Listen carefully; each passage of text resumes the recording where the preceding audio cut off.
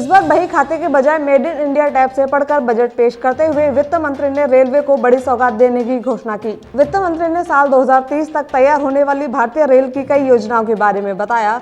उन्होंने भाषण में कहा कि इस साल रेल पर 1.1 लाख करोड़ रुपए खर्च किए जाएंगे।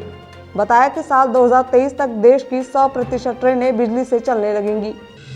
वित्त मंत्री निर्मला सीतारमण ने 2021-2022 के लिए आम बजट पेश करते हुए पेट्रोल और डीजल पर कृषि सेस लगाने का ऐलान किया है।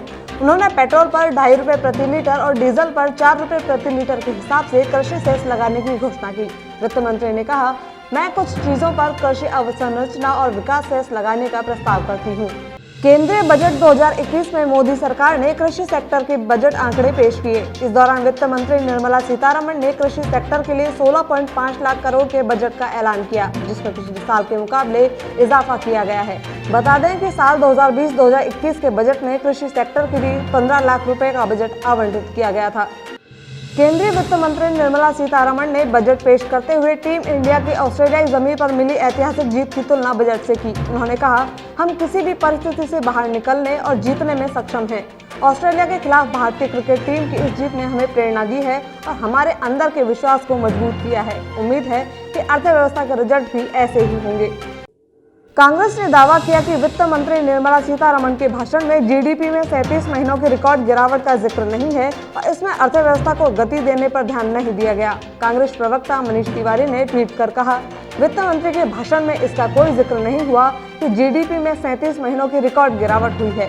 उन्होंने कहा कि मुख्य बात यह है कि अर्थव्यवस्था को आगे बढ़ाओ, नहीं सिर्फ देश की बहुमूल्य संपत्तियों को बेचो। केंद्रीय बजट को अशोक गहलोत सरकार के परिवहन मंत्री प्रताप सिंह खाचरियावास ने निराशाजनक बताया है। खाचरियावास ने बजट पर प्रतिक्रिया देते हुए कहा, किसी भी वर्ग को बजट में राहत नहीं दी गई है। बजट में सारा फोकस केवल कमाने पर रहा, देने पर कुछ भी नहीं। टैक्स पेयर को कोई राहत नहीं दी गई, किसानों को भी कुछ नहीं दिया गया। राजस्थान में कांग्रेस सरकार समर्थक निर्दलीय विधायक संयम लोढ़ा ने भी बजट को निराशाजनक बताया। लोढ़ा ने कहा कि बजट में राज्य को कुछ भी नहीं मिला है। उम्मीद थी कि सरकार कोरोना काल में रोजगार की कोई नई योजना लाएगी, लेकिन ऐसा कुछ नहीं हुआ। बजट उम्मीदों पर पानी फेरने वाला है। वित्त मंत्री निर्मला सीतारमण ने आज बजट पेश किया। बजट भाषण के दौरान शेयर बाजार एक वक्त 965 अंक उछल गया था। बजट भाषण समाप्त होने के बाद सेंसेक्स 1674 अंक चढ़कर 47,960.38 के स्तर पर पहुंच गया, जबकि निफ्टी 455.45 अंकों की तेजी के बाद 14,090.05 के स्तर पर कारोबार कर रहा था।